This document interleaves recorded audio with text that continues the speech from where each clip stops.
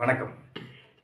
Export training Rameshkumar YouTube சேனலுக்கு உங்களை மகிழ்ச்சியுடன் வரவேற்கிறேன். இந்த சேனலை சப்ஸ்கிரைப் செய்யுங்கள். அருகிலுள்ள பெல் ஐக்கானில் ஆல் என்று கிளிக் செய்யுங்கள். ஏற்றுமதி பற்றி நான் தினமும் நடத்தும் நிகழ்ச்சிகளைக் கண்டு பயனடையுங்கள். இந்த நிகழ்ச்சியின் தலைப்பு ஏற்றுமதி செய்வது எப்படி? ஏற்றுமதி பற்றி பொதுமக்களின் கேள்விகளையும் அதற்கு என்னுடைய விளக்கமான பதில்களையும் இப்போது பார்ப்போம். முதல் கடிதம். நான் வீட்டிலேயே பேப்பர் கப் தயாரித்து வருகிறேன். ஏற்றுமதி செய்தால் ஆர்டர்கள் கிடைக்குமா?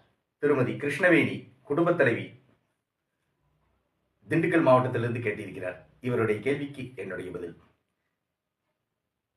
இந்தியாவில் பேப்பர் கப்புகள் சிறந்த முறையில் தயாரிக்கப்படுகின்றன.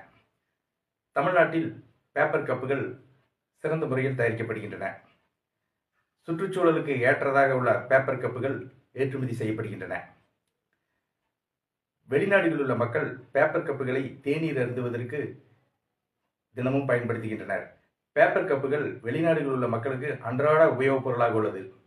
பேப்பர் கப்புகள் ஏற்றுமதி செய்யப்படுகின்றன.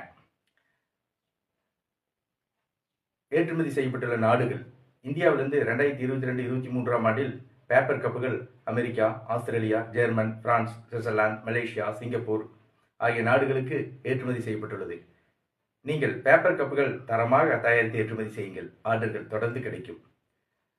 நான் ஏற்றுமதி பற்றிய பயிற்சி வகுப்புகளை நடத்தி வருகிறேன்.